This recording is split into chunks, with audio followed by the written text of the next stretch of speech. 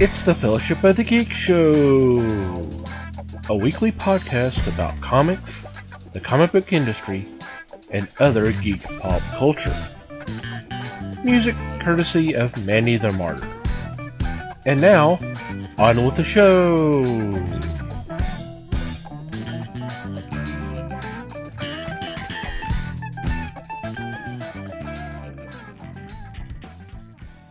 Hey everybody, it's the Fellowship of the Geeks podcast.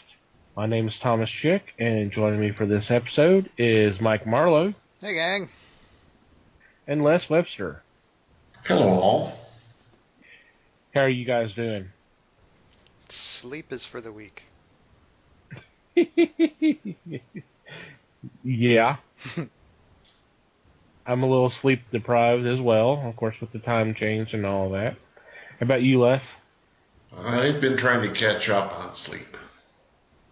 I'm not looking at it this week. Sleep runs a lot faster than I do. I hope everybody out there is doing okay. So what's been going on in your corner of the galaxy? Well, this week I did a good deed, sort of. You guys ever heard of the Humble Bundle? Yes.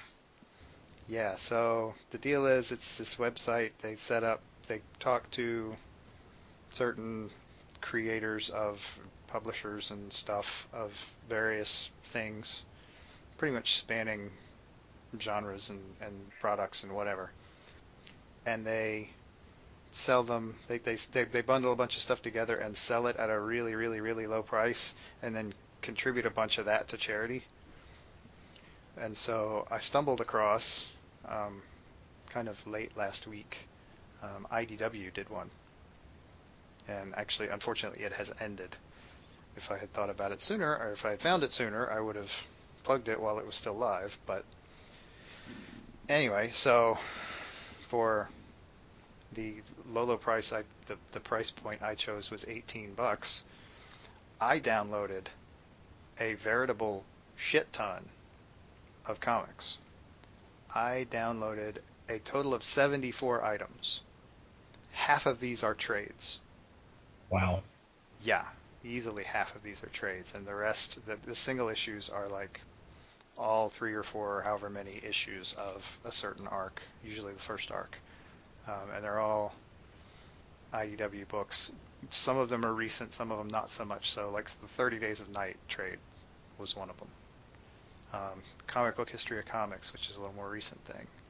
The first 2 Dave trades. Frankenstein Alive, which was a Steve Niles and Bernie Wrightson thing that they did a couple of years ago. 4 trades of Kill Shakespeare. 6 or 7 trades of Lock and Key. 4 Parker trades. 7 trades of the Max. All 3 October Faction trades so far. It's just crazy. That's just a handful of what's there. And like I said, it's $18, and the proceeds. Crap! Now I can't remember which charity they went to this time, but half of the proceeds go to charity. So, and when I looked at the counter, it said they had sold like 9,000 bundles. So that's a chunk of change going to charity, and the rest of us get a whole bunch of more comics than we can possibly read in the next year. So that's good, right? Oh yeah. It's something they do all the time. There's 3 or 4 of them going at any given time, and they usually go for at least a couple of weeks. I think it may be longer than that even. And they do it. I think there's one that's video game related right now, if I remember correctly when I was looking at the website. And they do books and stuff all the time, and just all kinds of stuff. So humblebundle.com. It is worth bookmarking and checking out every so often. Very nice. That is really impressive. It's pretty cool. How about you, Les? I got nothing.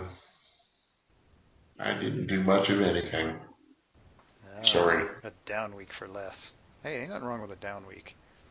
I played some Heroclix last week, but that was about it. See, there you go. That's something. You had fun too, didn't you? Didn't Oh, you? I had a great time. Great time. There you go. Kind of a down week for me too. I'm basically just catching up on reading.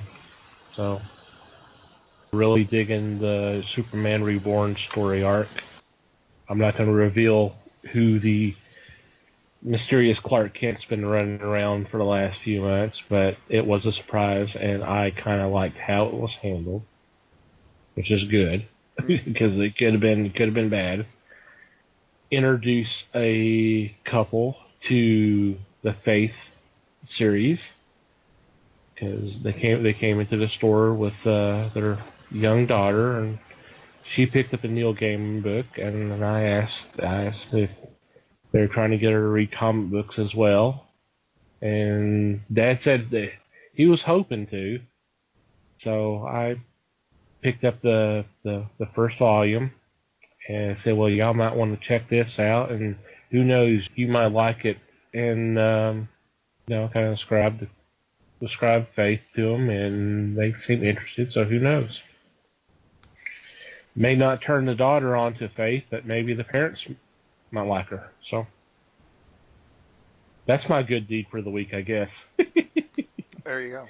That's pretty good. That is good. It's certainly a fun series. Yeah, it is. I didn't think there was anything in there. She was young. I'm trying to remember.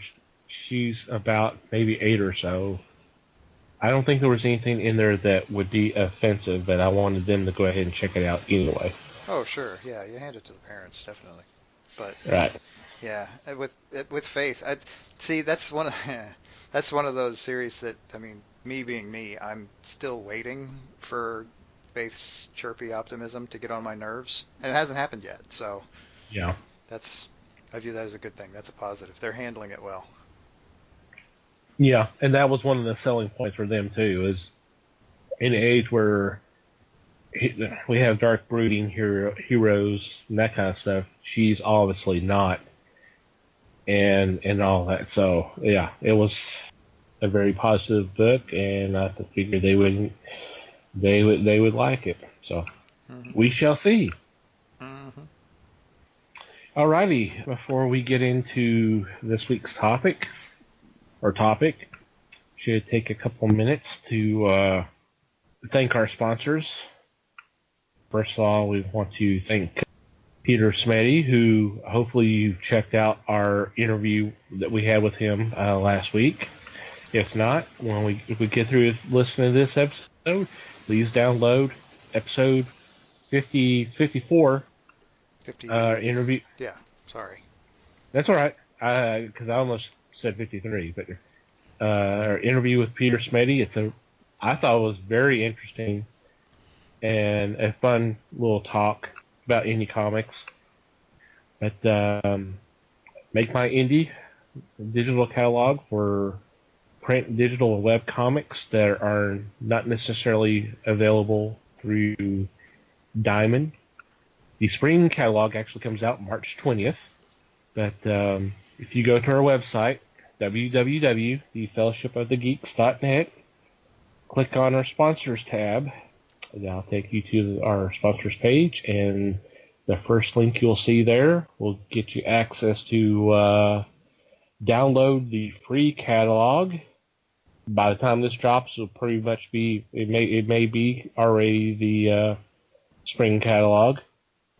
So don't know how many pages the spring catalog's going to have, but it's going to be a ton of previews, reviews, interviews, art pages from inside the comics or graphic novels themselves. Just a lot of good books that, frankly, we were not aware they were out there, and you probably didn't know either.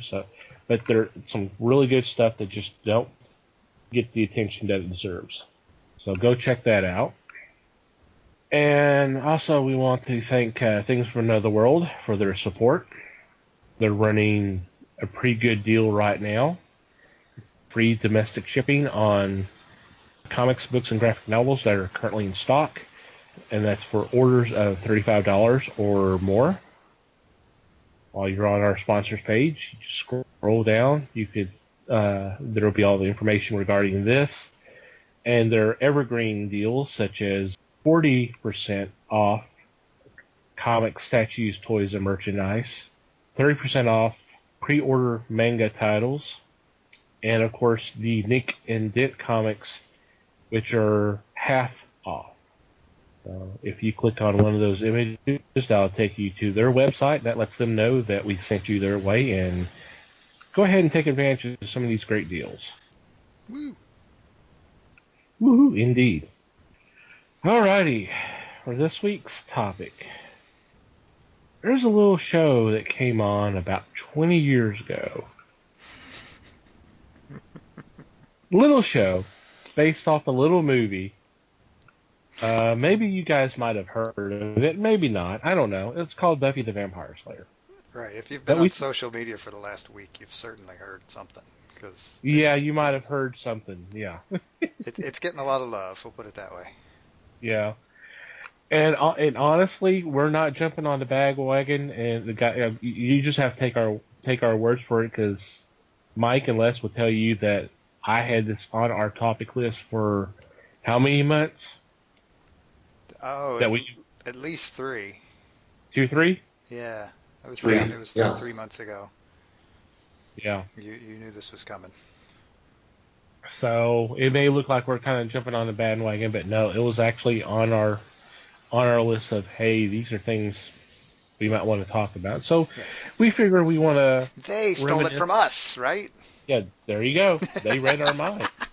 They read our minds. I would do a microwave joke, but I really don't want to. No, we're not going there. But we figured we would take a little time, reminisce. Les was one of the few people who did not watch the show, but Mike and I did. So we figured kind of reminisce about the show and kind of discuss what made it so popular and why the show is still popular to this day. So, Mikey, why don't you go ahead and lead off, because you were actually the one that introduced me to the show. Was I? Oh, wow. Yes. I did not know that. Well, I didn't remember it anyway. Well, because the first episode I ever watched, I was with you and Bill, and we happened to watch the Listen episode, the one which was postponed because it was about the school shooting. And it happened right around the time the Columbine shootings happened. Oh, yeah. Yeah, and see, Bill, who's a friend of ours from way back, was the one who introduced me to it. And he actually introduced me to it about, halfway through season 1. So I had gotten in fairly early and managed to catch up in reruns pretty quickly. And it's one of those things that, looking back, and this is probably a comment that should be at the end of this thing, not at the beginning, but it's one of those shows that today I probably wouldn't even try, because it was, I don't want to say I felt creepy watching it, because it was about these teenage, mostly girls. This powerful teenage girl, but it was, I didn't feel creepy for long, because it was clearly a very well done show. The writing was almost always right on point, kind of not even worrying about what the point was, and there were varying points, but it was just really well done. It was the characters, there was a lot of focus on the characters, and it was really easy to like them, individually and as a group. Because the Scooby Gang thing almost became a character of itself on its own. Yeah.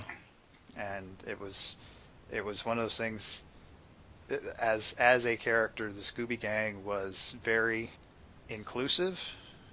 Pretty much anybody who walked up was almost immediately an honorary member of the Scooby Gang, even if the usual gang didn't like them. That's how Cordelia got in. Nobody liked Cordelia at the beginning. Nobody. Cordelia was a snooty little uptight preppy person, and she was kind of nasty to all of the gang, and man, by the end of season 2 she's part of the gang. Yep.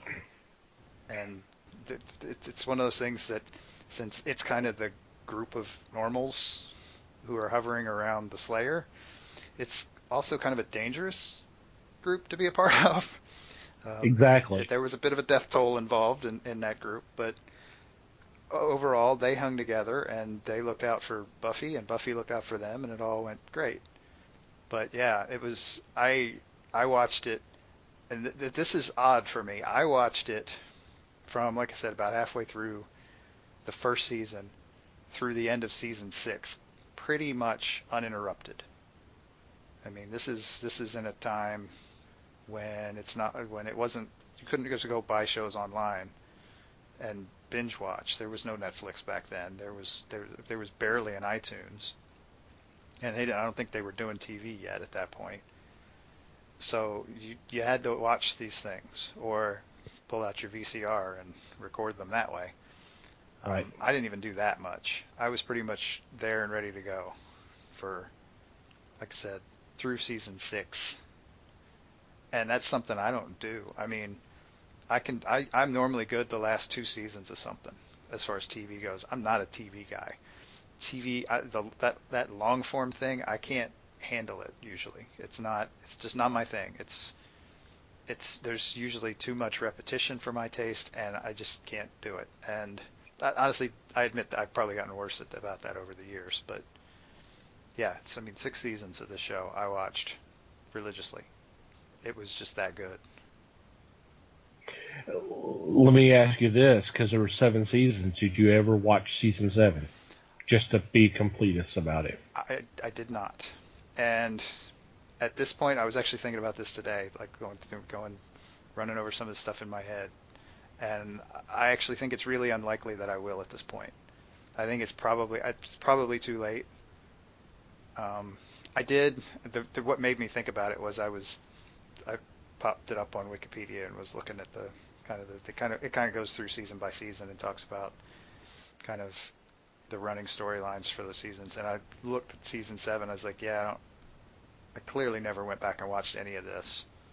And I don't. The completionist part of me, and I have one, is not that strict. It's not that big a deal for me. I mean, to sit down and watch 20 some odd episodes of something that I quit watching because I honestly got so pissed off I could barely see straight when it happened.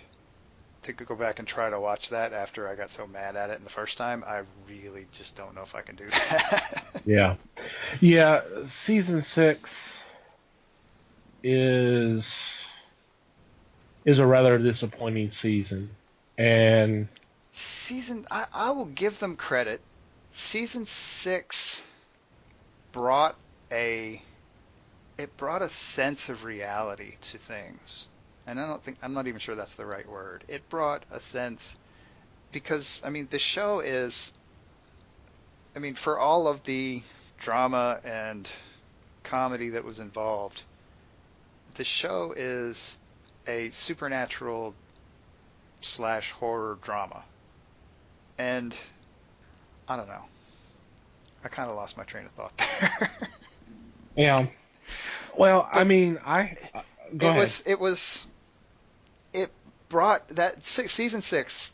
It kind of reined back the supernatural a bit, or actually more than a bit, a lot, because ultimately the whole deal with that season, and I hope well, I mean, it's 20 years old. I'm not really going to spoil too much here anyway, but the whole gist of it was that what ultimately was the problem, if not the bad guy, the big bad, as that show tended to call it, for season 6 was something that all of Buffy's supernatural power couldn't really help with. The whole thing ended up turning into a big character study to an extent, which honestly probably sounds more disappointing than it really is, than it really worked out to be. It wasn't that drove me away. We'll put it that way. But it was one of the side effects of that drove me away. But it wasn't that the big bad was disappointing a little bit, but it only in the sense that it was not kind of a step up from previous seasons. It was a different direction, and so I kind of respect them for that. But I didn't like the way it turned out. I very much didn't like the way it turned out. One of the things that I enjoy about collecting DVDs, especially for shows like this, is there's always commentary. And I've listened to the commentaries for the different seasons, although I'm not sure if I even have season 7. I probably do. I just can't remember. But I remember listening to Joss talk about what was going on during this year. And the main problem was he had a game plan for the first 5 seasons because that's as far as he figured it was going to go. So when it was over with on what was then the WB, he thought, okay, that's it. We're moving on. What's going to be next for me? So when he got picked up by UPN to do more shows, he wasn't sure where he was going to go. He had some ideas of things that he kind of would have liked to have done, but there wasn't a true game plan. And I think that may explain some of what happened with season 6. Because there were some nice ideas there. I do like some of the stuff that was going on with, like, like maybe Willow Dillon kind of dabbing with the dark side, although they handled it more like her being addicted to narcotics. It's just the magic was the narcotics. Some of that was pretty good, but it just didn't seem. It was definitely different. It was definitely different, and it was kind of disappointing. So when season 7 came, it was like they tried to overcorrect and try to go back to. Well, it was like this is going to be our last season, so let's kind of make it a full circle and kind of go back. And they kind of did that, but it I don't know. It was still kind of tough, but So you're kind of saying that season 7 wasn't all that great either, without actually trying to say that season 7 wasn't all that great either. Well, it just, like I said, it seemed like it was kind of an overcorrection, and then if when you overcorrect, and all of a sudden you're, there were some good things about it, but there was things I didn't particularly care about it as well. Where the first 5 seasons, I mean, there was bumps in the roads, but for the most part, I loved them. I thought overall the seasons were really strong, story-wise, character-wise, and everything. I don't know. Right, and that show was so good at kind of A, making fun of itself, and B, making fun of the fact that it was an episodic TV show. I mean, like I said, they referred to the big bad for every season as the big bad pretty much in every season. I mean, they knew who they were. They knew who the main villain for the season was and they usually figured it out by like episode 4 or 5. And so they knew what was going on. They were just sort of trying to figure out. It was more a matter of strategizing and getting a plan and kind of things having to come to a head and all of that sort of thing. And it was one of those things that was very self-aware. The gang knew that that's what they were doing. This is kind of how this works.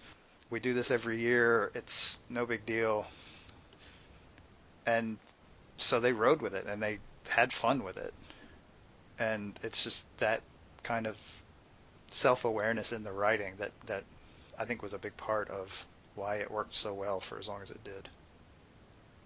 And correct me if I'm wrong, was it one of the first ones to really start using a lot of pop culture references in it as jokes and that kind of stuff? I mean, there's always references in different shows, but I mean, it just seemed like, maybe it's just me, it seemed like it was a lot. There was a lot more about it. Definitely the geeky culture was brought in. They definitely embraced the geek thing a little bit more than pretty much anybody had before.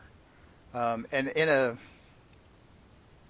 what's effectively a dramatic television show, that was weird. Usually you got stuff like that, and I mean, not very many people had touched the geek thing, but when that sort of cultural reference thing happened in the past, it was comedy that did it. Because, I mean, True. honestly, that's how comedy works. If Right. you didn't know that already, then there you go. Nugget for the day. Mm. But, and that was, honestly, I think that was a big part of why, A, the characters came across so well, and B, the show itself had an almost comedic turn to it pretty regularly, because you'd get that off the cuff reference or whatever cultural thing was going on. And I mean, it did it from the perspective of, I mean, I don't want to say kids, but high schoolers, at least early on.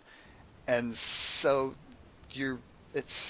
and given that the writers of the show were not high schoolers even then, I think it's interesting how well it touched the audience. I think because my understanding is, I mean, for it to be as successful as it was for a non-major network, I mean, it was one of the most successful shows on non-major networks ever. I mean, you can't do that without hitting several demographics. And so you've got teenagers watching the show that's written by grown-ups, kind of sort of aimed both at teens and at the grown-ups. And we talked about this when we talked about animated movies. I mean, that's that time frame where that sort of finding ways to include things for two different audiences at the same time, they were starting to do that more.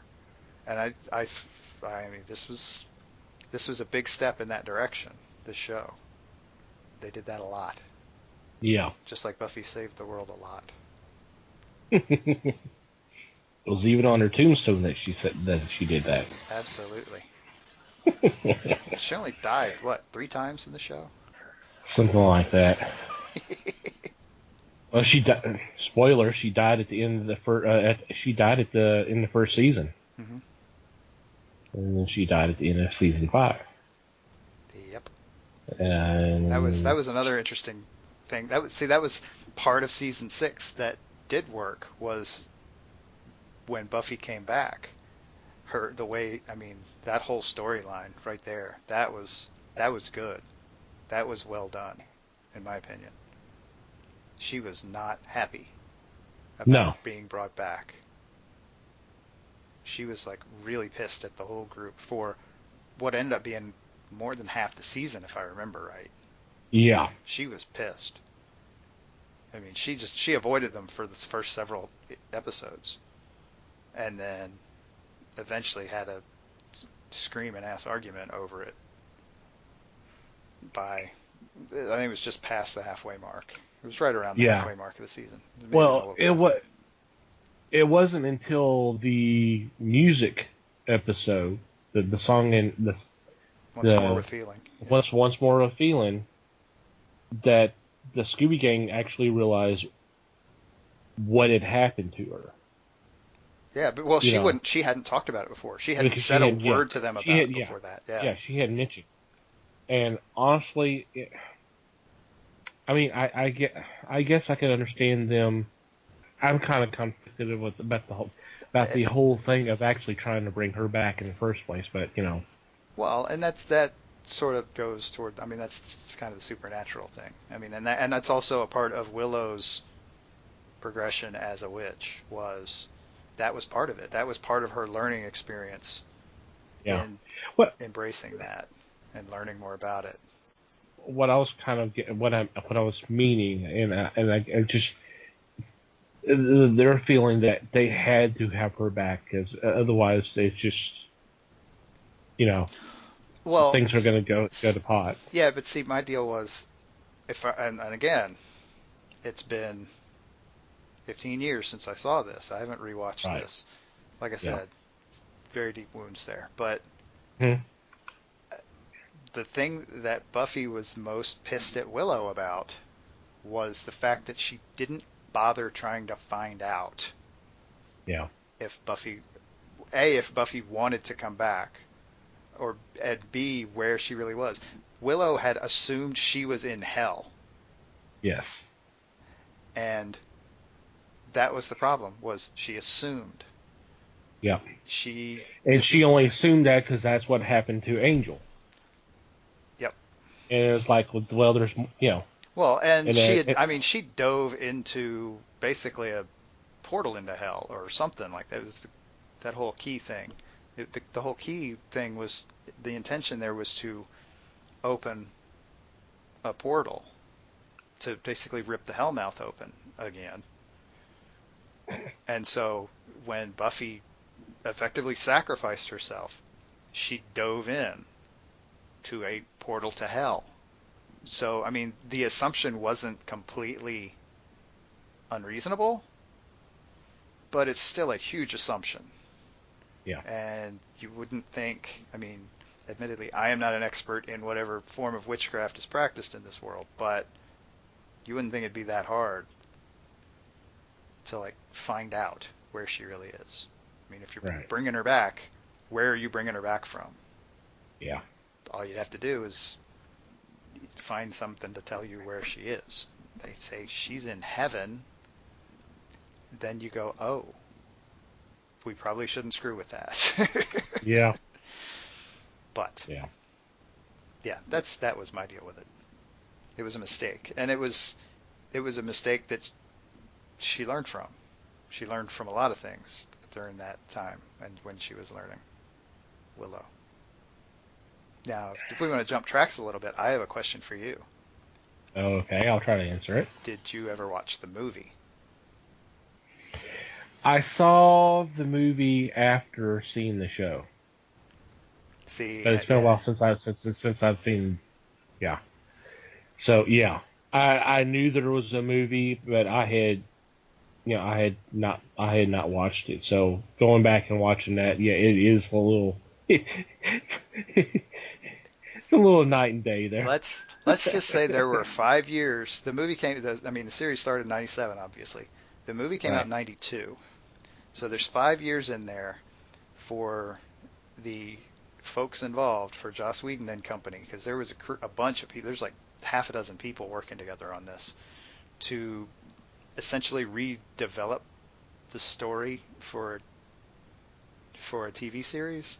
Mhm. They had to make a lot of changes, Yeah. to say the least. I always found, I actually watched the movie, like, I think it was pretty early on. It was like right after season one. I just kind of bought it on a whim on VHS and watched it. I actually watched it a couple of times because I liked it. It was very different, but I Oh liked it. yeah. There are a lot of story differences, and there are a lot of character differences. They changed things a lot, which I find interesting. I mean, the movie wasn't hugely successful, so how that got glommed onto and said, "Hey, let's make a TV series out of this." I can't even imagine how that process happened. But Right. then I mean, almost entirely rewrite the canon, because there's almost no similarity whatsoever between the movie and the series. I mean, starting with the fact that Buffy was actually older in the movie. She was a senior. Right. She started out as a sophomore season one of the series. So you're already quite a bit different. That was the other fun thing about the end of the series, the end of season 7, was that actually kind of paralleled the movie a little bit. I mean, it was obviously they did it bigger in the series because they had several years to kind of improve that idea, but that whole blowing up the school, which ultimately, like I said, got bigger and turned into blowing up pretty much all of Sunnydale, but Right. whatever. It's the same concept. Don't you think that the fans had something to do, the fans of the movie, to bring this out, bring this TV series to light? No pun intended. Um, Probably. The kicker there is that there really weren't that many fans. I mean, it wasn't that, like I said, it was not a big movie and it was not a particularly successful movie. Um, I suspect, yeah, that the reactions that the the creative team got, that Joss and Company got, probably fed things a bit. And obviously, the WB, was it WB Yeah, that they started out on? Yeah, I mean, obviously the yeah. WB thought there was something there. I mean, and this is pretty much their infancy anyway, so they're in that They were willing. in that They were mode. willing to take. Go ahead. I'm sorry. Yeah, they're in that mode where they were, I don't want to say grasping, but they were definitely entertaining a lot of different ideas. They were willing to take risks, and Yeah, this was a risk. absolutely. It was totally a risk because, like I said, mediocre movie. Yeah. Now that I think about it, I didn't look to see how much money it actually made, but I mean, the ratings, you go to like Rotten Tomatoes, the ratings are not great Yeah. for that movie. They're 50-50. The thing is with something like that, you just wonder how much of that is art is based off of people who watched the show first and then went back to watch the movie and go, okay, well this is you know Right, and either liked yeah, it or yeah, hated it for it. Absolutely. right, I mean, it's yeah, entirely tainted by the last 20 years, for sure. right, There's no way it's not. yeah. But yeah, I mean, and honestly, I mean, to give the movie some credit, there's some good actors in it. There's some pretty good performances in it. Some of those actors did well. You've got Donald Sutherland in this movie. Oh You've got yeah, Rutger Hauer. Um, Paul Rubens. Paul Rubens was in it. I'm drawing a blank. Luke Perry, who was Yep. really popular at the time on TV. I mean, this Hmm. is one of his early movie roles. I mean, I don't know that he's had a ton of movie roles, but he did a really good job in this movie. I'll give him that. Christy Swanson has done some stuff, has been in some movies. I mean, she's nothing to sneeze at for sure, and she did a really nice job in this. Rutger Hauer was a little hammy, but Rutger Hauer's a little hammy anyway, and I don't hold that against him.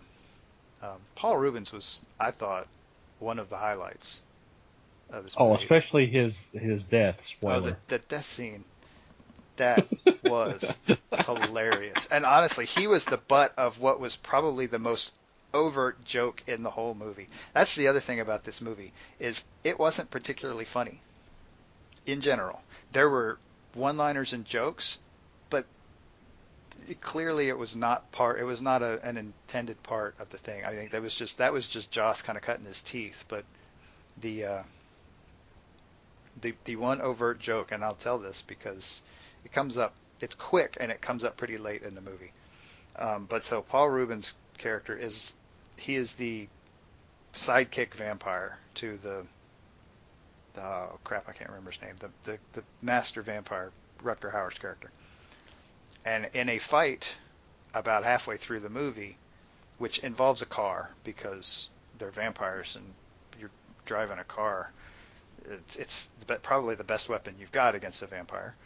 Paul Rubens' character loses an arm.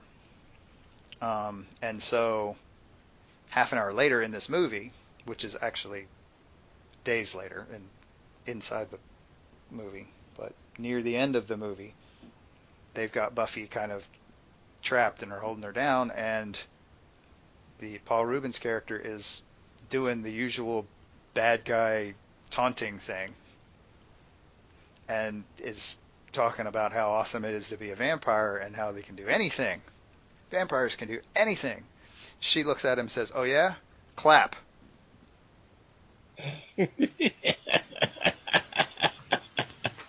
Yeah.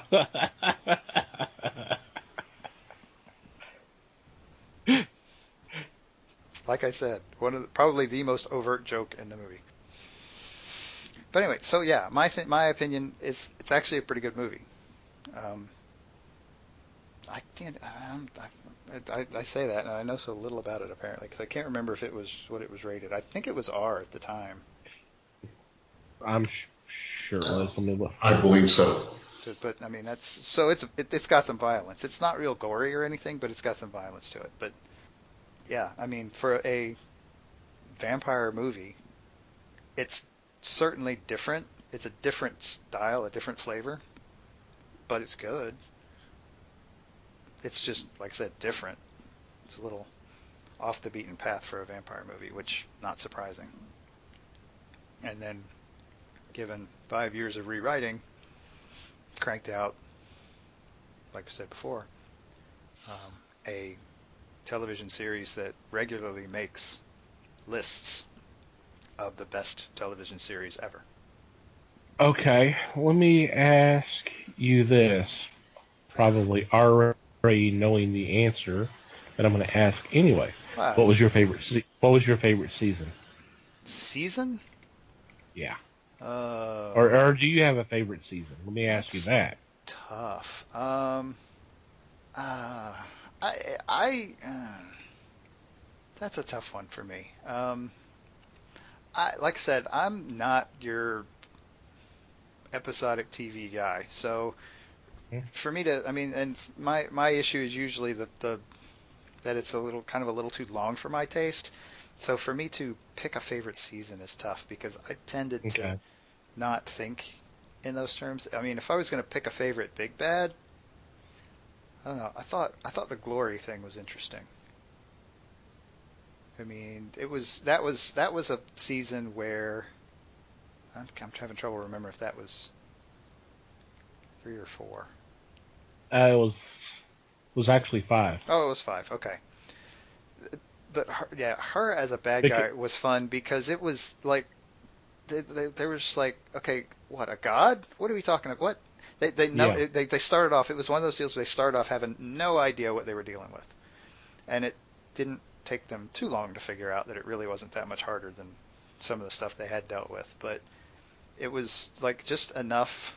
They managed to hang on to that doubt for a good chunk of the season, and seeing them scramble a little bit, making them work at it, I thought was fun, and I thought it worked well.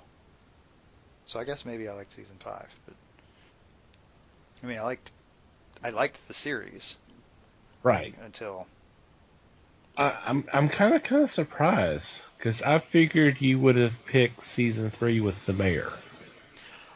I, I, I did like the mayor. The mayor Because was I liked. I think I liked the mayor as a character better than I liked him as a villain, as a big bad, as a season arc villain guy. The the, the, okay. the, the character of the mayor, because I thought the end of that was a little flat. It wasn't anywhere near as interesting as the character was. So I mean, Okay. I I can see where you're coming I, from I, there. I liked the mayor. The mayor was fun. The mayor was crazy. Um, the mayor never really came across as dangerous. As a real threat. Okay. Yeah, I mean, obviously there was a threat, but it wasn't. I mean, it was nothing. I mean, with Glory, it was the oh shit, what are we up against thing. They were Right. a little bit scared. I don't think they were ever scared with the mayor. I think they were more annoyed. The mayor was a nuisance. The mayor was. I mean, he was a trouble. He was troublesome, and he was nasty. He was vicious, but yeah, it wasn't anything. I don't think they ever felt like they were out of control. Okay.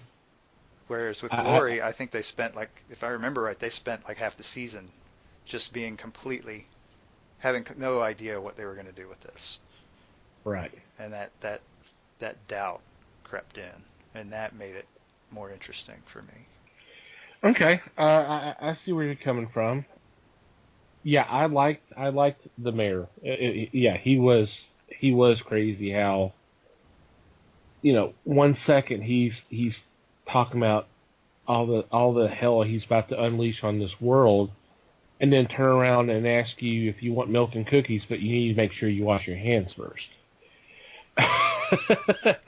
but Yeah, Glor. Les, to give you a reference, you've been reading The Fix, right? The comic that's been out lately, the Yes. Steve Lieber. The drug lord guy in that, I can't remember his name off the top of my head, but he's a lot like the mayor. Oh, okay. Yeah, the normal life guy who just flips a switch and is this homicidal nut job. That was, I don't want to say it was stolen whole cloth from the mayor from Buffy, but there's some similarities. We'll put it that way. There's kind of a Mister Rogers vibe to him at times, but we also know that, he was the Yeah, big bad. somewhere between Mr. Rogers and American Psycho. Right. Okay. I can see where you go with that. Yeah, he wasn't as scary as say Glory was. The thing is that Glory, with the whole vanity, that kind of thing, really got on my nerves pretty darn quick. Her as a character really got me annoyed real quick. But yeah, I see what you're coming from, being a threat, and actually there was actually doubt in the gang's mind of, oh, are we actually going to be able to stop this, or what is it going to take, and Right, and making her are less we going to run likable hills? helps with that. Yeah. It helps build that, oh God, how are we going to do this? We got to do this because she's so nasty and she's just such a pain in the ass and she's so annoying. Whereas with the mayor, I mean, it was almost fun having him around. I mean, yeah, he's crazy and he's hurting people, but Yeah. at least it's interesting. At least you can. I don't. Okay, I almost said at least you can relate to him, but that's not true. I categorically deny that. But yeah, I mean, at least on an episode by episode basis, he was interesting. Whereas Glory was just pompous as hell, and I mean, she was a god, and she knew it. Yeah. Yeah, it's more fun to see her get taken down. Whereas the mayor's just almost more fun to have around on a day-to-day basis. In a twisted sort of way, of course. Right. Who is your favorite character? Or do you have one particular favorite character? That's a difficult question, too, because I was thinking of that myself. I'm like, oh, God. Um, it is because, like I said, one of the things about this show was that they did characters well. Yes. And they managed to do, especially the core characters, all the way through. They managed, I mean, they changed, they grew, they learned how to do things, and it was over the whole span of the thing. I thought it was handled really well. Yeah. To pick a favorite, it's not easy to do, is it? I mean, it's one of those things that it's not easy, but the answer popped into my head almost immediately. Except it's one of those like, oh man, I hate that. It's yeah, pick your children, pick which of your children you like best. Right. I'm going with Willow. Okay. She was the one who honestly experienced the most growth throughout the series. She was the one who was she brought a lot of character, and I don't mean the other definition of character in this one. She was good at keeping the group together. She was kind of a focal point for the group. She was in a way she was the reason the others kind of came together. I mean, she and Xander had been friends forever, and she was the one who had first started talking to Buffy in season 1. And she was the one who was always hanging out in the library, even before anybody knew Giles was the Watcher. She was the one who brought people, I mean, Cordelia notwithstanding, she was the one who tended to bring people into the Scooby Gang most of the time. And so, I mean, for her to consistent, I mean, I find, I don't know. I think the reason she pops into my head so fast is because it would have been a very different show without her. You would have had to have, she had to be there, one way or another. If it's not her, then there has to be somebody else like her. And then of course she was one of the reasons that I quit watching. But you know, Yeah. that was she was the reason Tara came in, and her relationship with Tara was one of the coolest things in that show. Yep. And I mean, it really only lasted about, I mean, pretty much that season. I mean, they had met, I think, in season 5. I mean, like midway through season 5. And that relationship built up to the point where it was, I mean, that was, what happened there was a really hard thing to take. It was. And that was, that, I mean, that broke it for me. When Tara got killed, that broke it for me. I couldn't do it anymore. Because, I mean, I watched the rest. I mean, was that the next to last episode? Yeah, There were a couple of episodes left or something. Because there had to be time for Willow to go on her rampage, but right. I don't remember how long that lasted. I was thinking it was more than one episode. Probably 2 at the most. Maybe it was 2. If I'm kind of vaguely remembering correctly. Because there was the whole thing of her going ape shit and then them being able to get Giles back to help for the final battle. And of course, once again, spoilers. If anybody, it was Xander that Xander was the one who talked her down. Right. Yeah. Xander was the one that saved the day. But I mean, in defense of my choice here of Willow as my favorite character, I mean, how well did she go bad? Seriously. That was just, I mean, I almost liked her more because of that. It has been hard for me to like her more, but just the degree to which she dove in to the evil thing was just, and she was just way too good at it. And oh man, but yeah, by that point I was done. Like I said, I watched the rest of the season, but I couldn't go back for season 7. I just couldn't do it. I was too pissed. It was just too stupid the way that happened. It was just a random stupid thing that happened, and I was mad. Well, you and I have had some of this talk before, especially about this season. And I remember you basically saying the big bad of this season is life. There's a lot of hardships, there's a lot of bad breaks, there's a lot of bad shit that happens. And that's basically what they were encountering. I mean, yeah, you had the whole stupidity of the trio. Right, but it was pretty much them growing up. And that was part of it, I think. And that was part of why, that whole reality / life thing coming back and being a factor again. There's not really always a supernatural reaction. There's not always a supernatural fix to every problem. I mean, up to that point, every season they had been a big bad. They amassed their forces and their power, and they unleashed it on the big bad, and it was over. Didn't work that way in season 6. And the supernatural solution was not the solution. And I mean, that Tara getting shot pushed Willow over the edge, and what talked her down was Xander, who is the normal guy. I mean, for a normal guy, he's far from normal because he hung around with them for years and didn't get killed, but when so many other people did. But it was in love with a demon. Oh yeah. Yep. Yeah. Engaged to be married. That's true. Left her at the altar, but that's another story. That's a different story, right?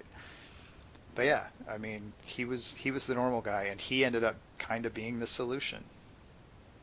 I mean, was there a good, clear, the bad guy's dead, this is all over ending there? No. But that's not I think that had to have been the point by then. I mean, however much Joss was working on it at the time. I mean, however much of it he was figuring out as he went along. That's where it ended up, was, okay, the big bad for this, I mean, the big bad for this is effectively bad shit happens, and we just have to live with it sometimes. And we have to figure out how to live with it. And sometimes that involves forcibly ripping the skin off of a person. But that's, like I said, that's a learning process. And they went on. They moved on after that. And went on into season 7. Mm. Which I know very little about. Now, the TV series did spawn a few things, too. Shortly after it started, Angel came on television. Yeah. Buffy ran... I'm sorry? I was going to say, if I remember right, Angel started parallel with, I think, season 4 of Buffy? 4 or 5? Was it 4 or 5? I don't. It was 4 because there was Angel and Cordelia moved off to the young show to the show after she graduated. So yeah, it's season 4. Right, and you want to talk about character development? Oh God, Cordelia. We could talk about Cordelia for a while, but. Oh God, she went through a lot. Anyway, go ahead, Les. What were you saying? Well, Buffy ran just over a gross number of episodes. Angel came in 99 and ran a little over 100 episodes. Yeah, it was 5 seasons, I believe. Yep. And then you also had, I did not know of this, but a animated series, Buffy the Vampire Slayer, the animated series. That was in 2004, shortly after Buffy had shut down. Mm-hmm. I have not seen that, honestly. I have not either. I'd heard of it, but I haven't seen it. Yeah. You also have the Buffy the Vampire Slayer Season 8 motion comic. I had not heard of that. And then, of course, and this is what surprises me, because I'm looking at Joss Whedon's listing on IMDb. You have, in 2012, you have Buffy the Vampire Slayer Triple X, a parody. Really? Well, I'm sure he got credit just because it's his characters. More than likely. You also had, in 92, you had Muffy the Vampire Lair, which is an adult movie. Are you sure this is IMDb you're on looking at this? Yeah. Oh, yes. I think there might be another possible Yeah, website. I think he's I think he's looking I'm at not getting this from Pornhub or something. You also have Buffy the Vampire Lair in 97, which is an X-rated movie. And the main thing I want to say is that past the TV series, you did have the animated series and you had Angel. And both were, I know that Angel was successful. Oh, yeah. Because the women around that time were going to follow David Boreanaz as much as they could. They were agog with the man, so they had to follow that. He's pretty fucking dreamy, really. Yep. Gotta admit. And now, if you want to talk about sad character arcs, what the hell happened to Fred was just, oh God. Yeah, see, I had actually quit watching that too by then. I only made it about 3 seasons into Angel. Okay. Because that was about the same time I fell off of Buffy. And I kind of fell off of Angel too, but yeah. All right. Well, Fred was already an interesting character by then, and I have been led to believe that she got more interesting as time went on. Mm-hmm. Let me ask you this, Mike.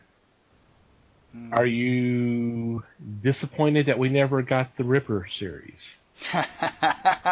Hell yeah. That would have been fun.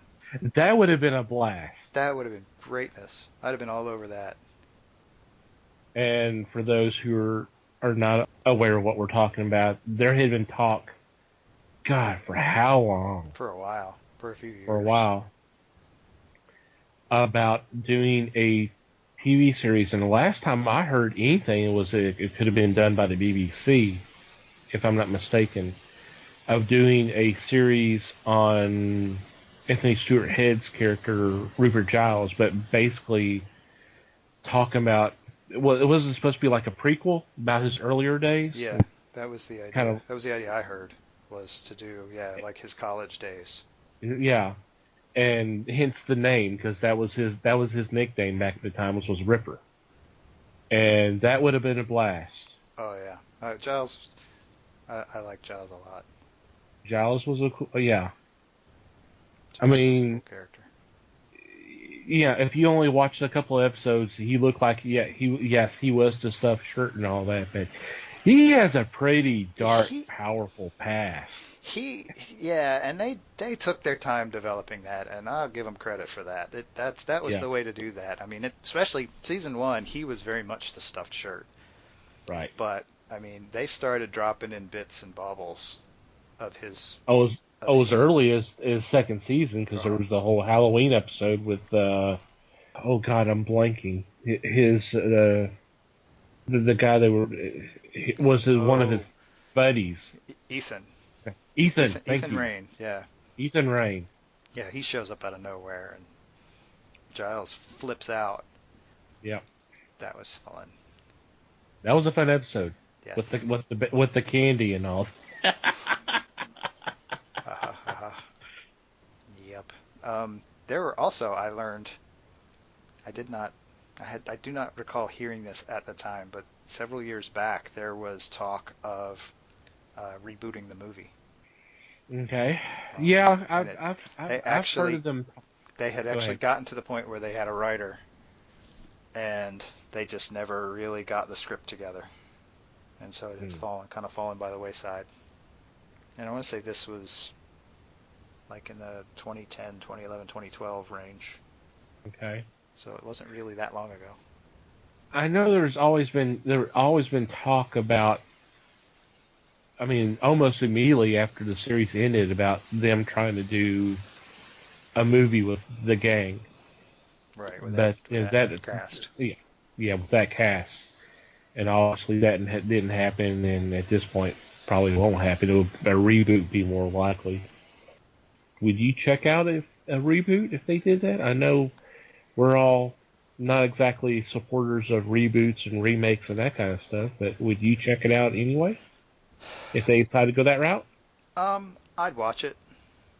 I'm not sure. I'm not promising to like it, but I'd watch it. Right. I try to be open-minded when it comes to those things. Sometimes it's Yeah. easier than others. Yeah. I mean, to an extent, a different set of characters, a different cast. Yeah. I'd give it a look. Okay. Do you have a favorite episode then? Oh gosh, I am way far removed at Okay. this point, but um, I always did like Hush. Ash was awesome. I remember, if I remember right, I remember watching that episode. I remember having goosebumps most of the time, most of the hour that was Yeah. on, because it was just so good. They took some risks. I mean, and that's a particular one right there where, you know, for 30 minutes at least Oh yeah, of the episode, there's no dialogue. yeah. Nobody There's yeah, speaks. because no one's able to talk. No one can say a word. That's pretty amazing. It's For given how many TV shows, and I mean the standard has been there's almost constant talking.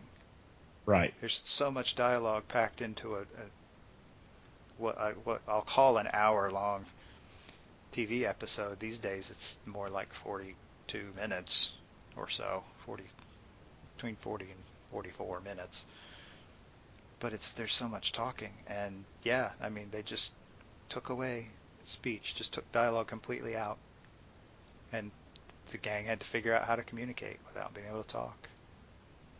And it's, yeah, I mean, it relied on the visuals so much more than normal. And those guys were just so creepy. It was awesome. Yes. Yeah. For that to be on TV, on regular broadcast TV at that time, that was awesome. Yep. Because those guys were freaking creepy. And that's probably going to be a fairly popular answer to that question, because I'm sure. Yeah. it is definitely one of the favorites for the whole series. But there's a reason for that. Right. I actually didn't much like the musical one, but I don't much like musicals, so big shock. Yeah. The musical one was good, but that's not one of them that I think of. It was good, and it was an interesting risk to take. Yes. Especially given that not necessarily all of the cast were good singers. Right. But so it was interesting in that way, but again, it didn't appeal to me so much. What was your answer going to be? Oh, probably Hush. I was gonna ask you, was there a favorite? Is there a favorite moment? Is there one that you might, that kind of, or a couple of them that kind of pop up when you kind of vaguely go back and Oh the God, series? yeah. See, that's probably asking for too much detail. Don't. Alrighty. Because, like I said, I haven't seen any of this in 15 years or more. Another one of my favorites was the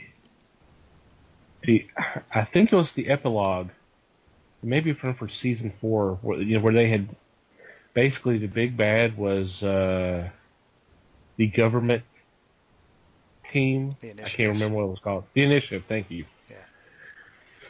Do you remember the epilogue where everybody was having the same dream and they were encountering the first Slayer?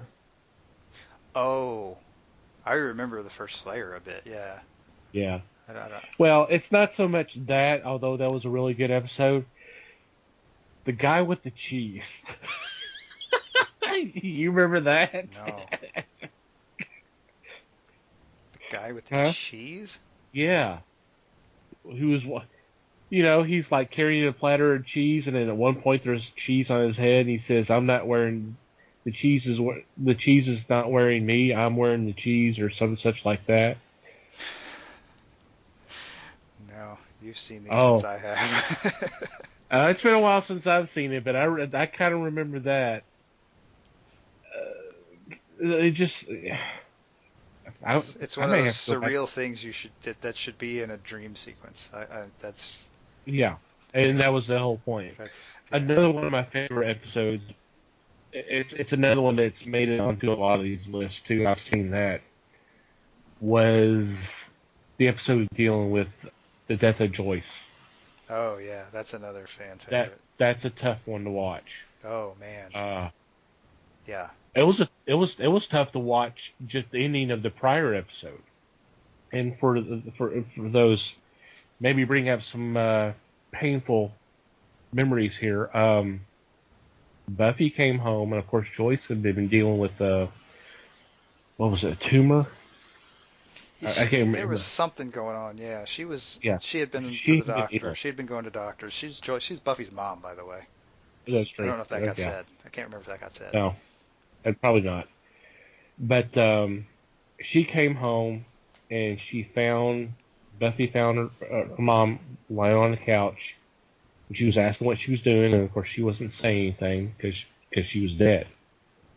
And she was calling, "Mom, Mom," and then it went, "Mom," and then she said, "Mommy," almost like a 7-year-old, and you're just like, "Oh God, no, no." I'm freaking getting chills just hearing you describe it. Yeah. Seriously. It was so well written, and then and of course the following episode with them dealing with all of that, it was really tough. Oh It yeah, was because the next episode starts right there. Right. Right. I mean, right after the mommy. It's just boom. That's where the next episode starts, and it's just. I mean, the first 20 minutes of that episode is just the nonstop oh my God, what are we doing? What do we call an ambulance? All that stuff. And it's, yeah. Yeah. Oh yeah, because if I remember correctly, we were seeing scenes of her bringing her back to life, and here comes the paramedics, and I'm so glad you got here and all that, and then it flashed, and then all of a sudden it cuts off, and it was just actually Buffy just running through scenarios in her head, thinking if I had just been here a couple of seconds later or earlier, I could have saved her, but no, she's gone. And oh God, that was so tough. Mm.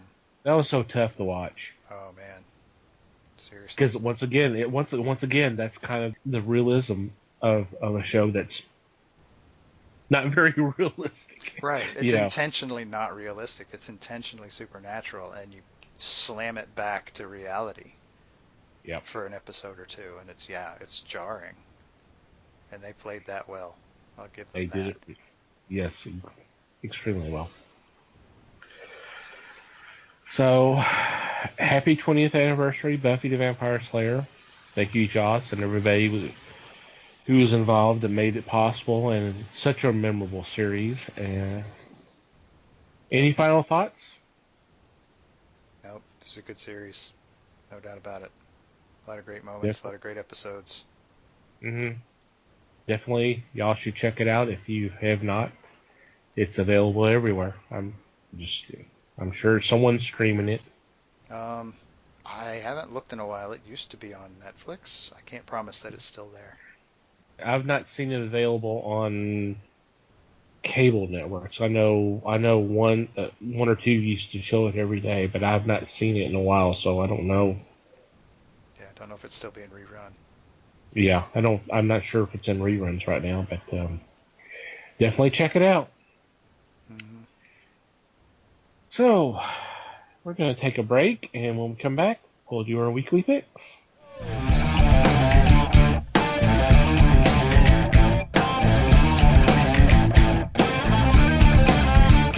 And we're back. It is time for our weekly picks, and Mike leads off.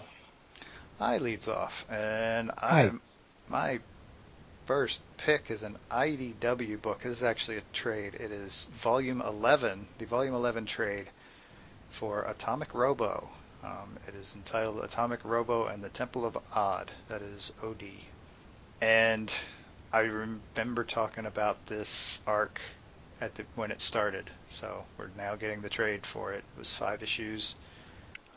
It was a bit of a throwback because Volume 10 ended in kind of a weird way. Volume 10 was dealing with like kaiju and stuff of that nature, and so instead of immediately jumping into dealing with the aftermath of that, they decided to do a little bit of a flashback arc, and they flashed back to 1938.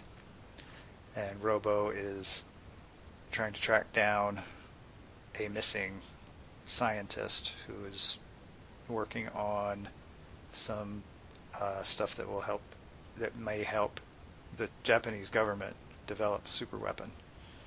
And so that can't happen because that would be right before, or actually for Japan, World War II was already going, but for them to jump into World War II with a super weapon would be bad. So Robo's got to stop that. And it's a really fun arc, so it's definitely, I mean, if you're not reading Atomic Robo, get on with it. Come on. It's fun stuff. You do need to get into it because it is fascinating what they can do, and they don't take themselves all that seriously. That's an understatement, but yeah. It's a comedy adventure book, for sure. It's a comedy science adventure book. Science! And all ages. Yep. Alrighty. Les, you are next. My first choice is Invisible Hands, #1. It's a 3-issue series from American Gothic Press. The writer is Laszlo Tomasty, and the artist is Michael Malatini. This one intrigued me because it deals with a character who has nightmares in his mind, of course, and it seems that a brain drain is the only solution to David Wasp's mysterious head trauma.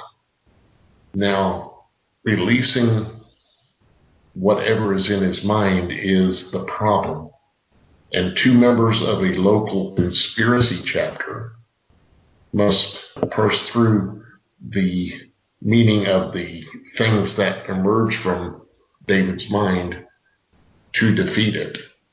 This is going to be to me, it's going to be a fun science fiction story where you have not only science fiction, but you have a little detection involved.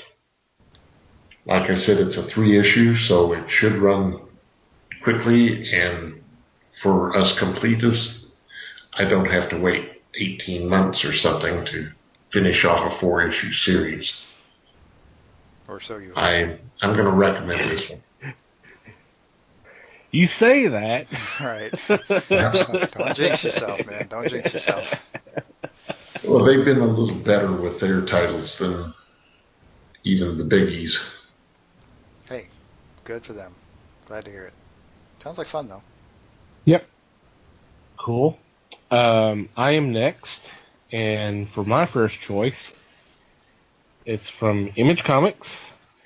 Hadn't seen this character in a bit, although this is kind of go a different path. It's Magdalena, #1, written by Teenie Howard and art by Christian DeBari, and I'm sorry that I butchered that.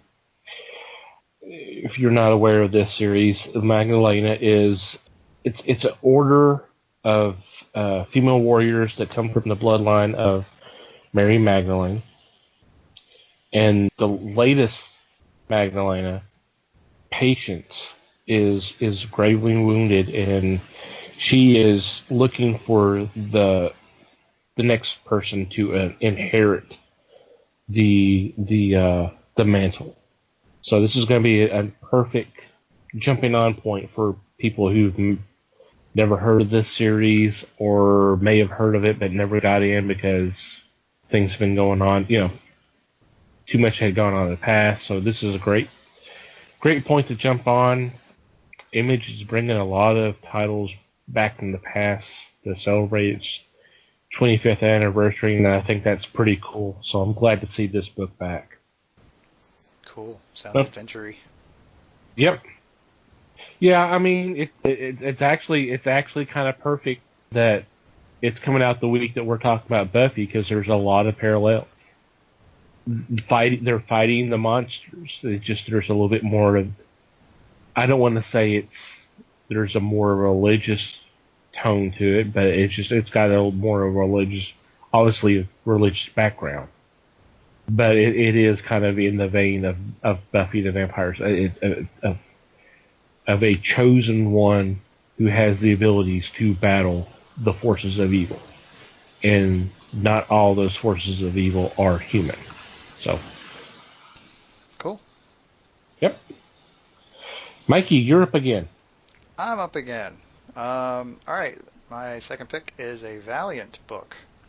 And I'm going to go out on a limb and do Bloodshot Reborn issue 0. Jeff Lemire is writing, and Renato Guedes is the artist, and this description that I have here doesn't really tell us much. But if you know anything about Bloodshot, he's the guy who has the nanobot infestation, which turns him into an unstoppable killing machine, basically. Except that he broke the killing machine programming a little ways back, and now is kind of more of a regular guy and has feelings and all that. And the stories that they've come up with for him have been, I've really enjoyed them. I've been following Bloodshot for a while. I like the stuff they do. It's kind of dark and gritty, but it's a lot of fun. So I'm looking forward to seeing where they're going next. Awesome. He has been around for a while, hasn't he?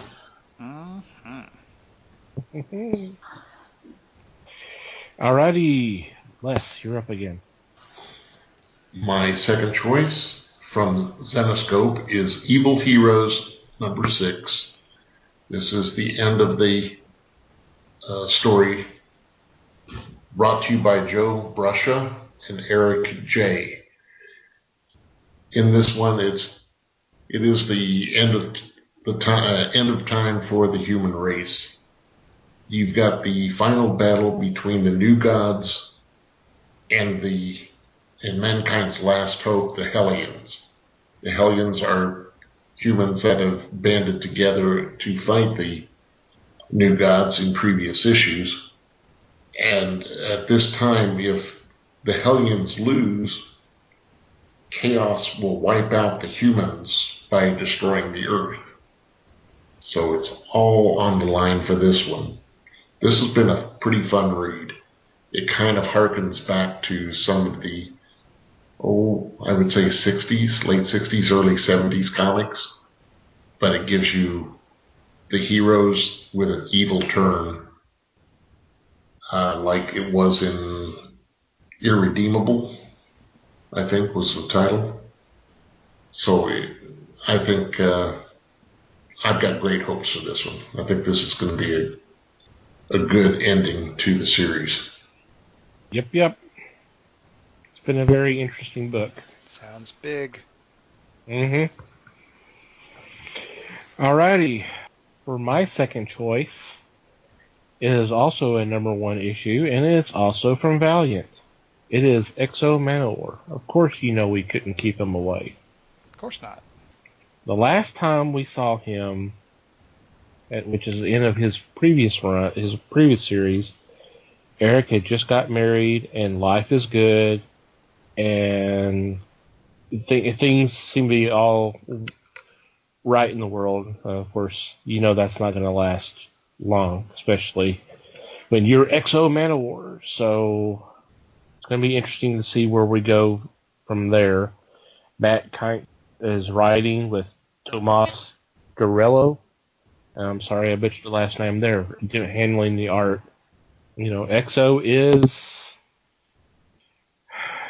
I guess he's kind of the face of Valiant. He was the first book that came out of the relaunch. So he's definitely one of the flagship characters. He's a flagship character, definitely.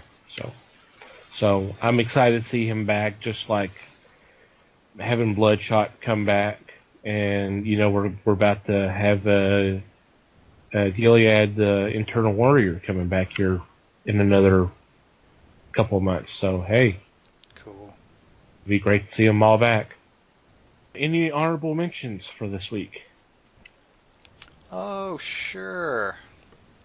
I'm going to throw out the one that's going to be obvious real quick. I'm going to jump the gun and go first. Okay.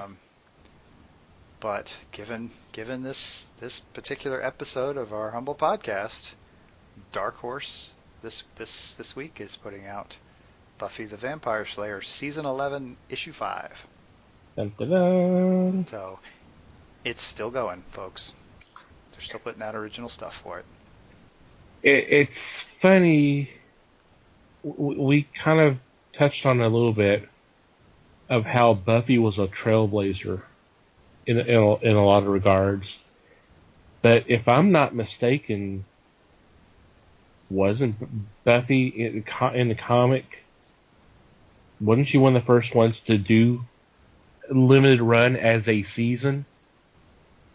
You know, so there was like a season 8 and a season 9 and all that, and then Angel followed suit, and now we have X-Files. X-Files books are basically called season. I think they're at season 11 too. So it's something that they've kind of started as well.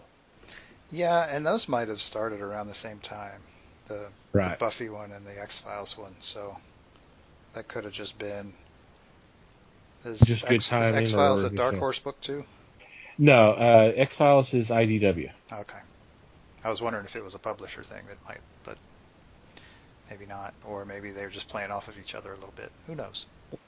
Could be. But it's just, you don't. Well, I mean, even Titan Comics with their Doctor Who's, they're they're now they're not calling them by seasons, but it's like the 12th Doctor Year 3. Mm-hmm. So they're kind of starting to doing that as well. So it's kind of interesting take. I think Buffy was the first one to do that. So they might have been. Alrighty. I have one, and you guys are gonna have to help me with this name again. Edgar Rice Burroughs. Pellucidar. Thank you very much. At Earth's Core.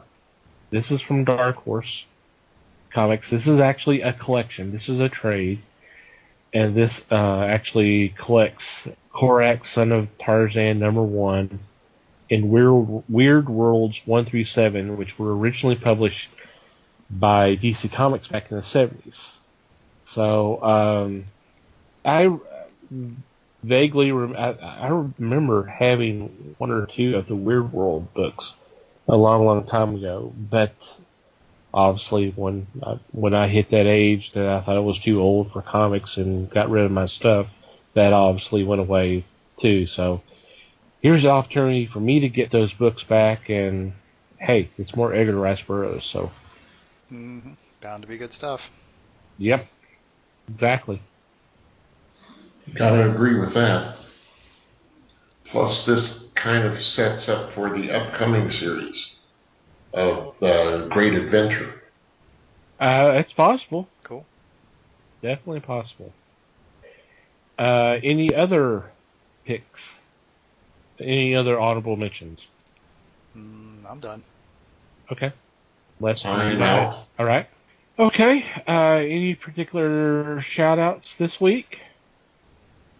Anyone in not particular? Other than the aforementioned congrats to Buffy on 20 years of success. You're here. Les, any particular shout-outs you have this evening? No, none here, thanks. Okay. Just our usual then. Of course, Maddie the Martyr for the awesome music. That's our opening and closing credits. Great group of guys. Awesome musicians. Go check them out.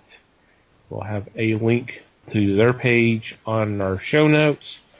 And if you go, or you can go to our website, www.thefellowshipofthegeeks.net. Click on our podcast page. There will be their logo there. And that will take you to their site. So thank you guys so very much for your support. Also want to thank or shout out to Potter and Family, hashtag Potter and Family on Twitter.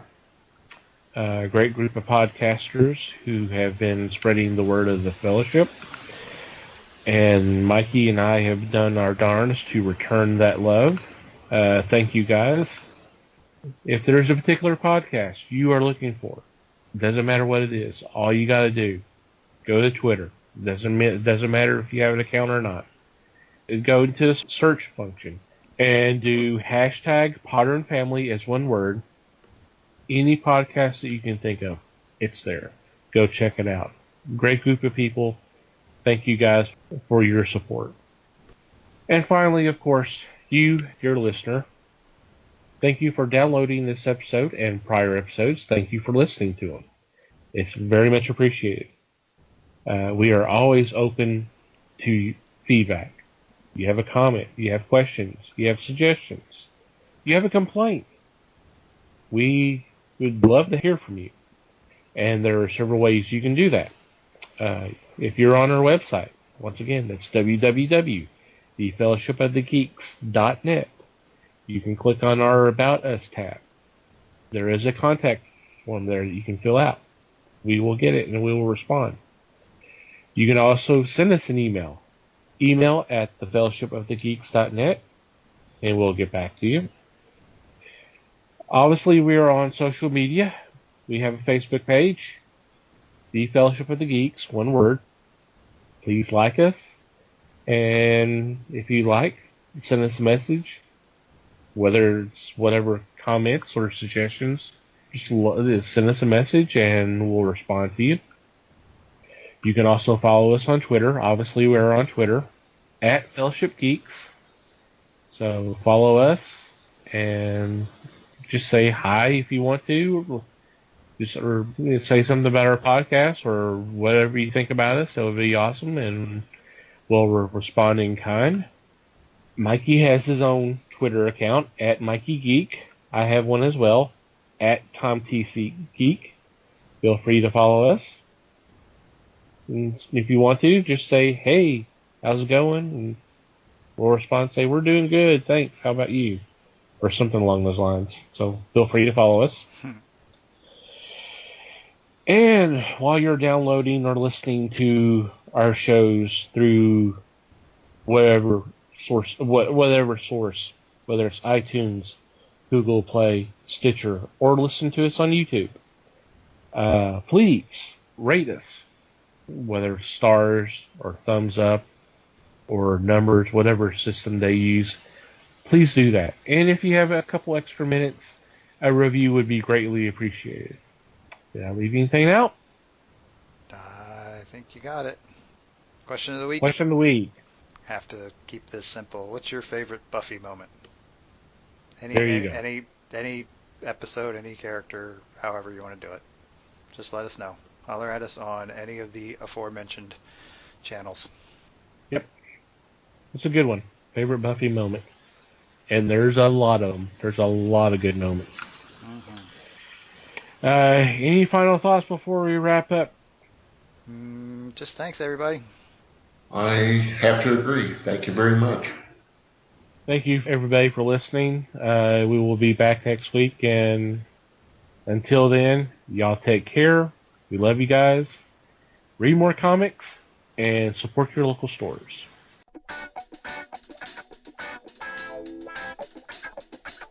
We thank you for listening to the show.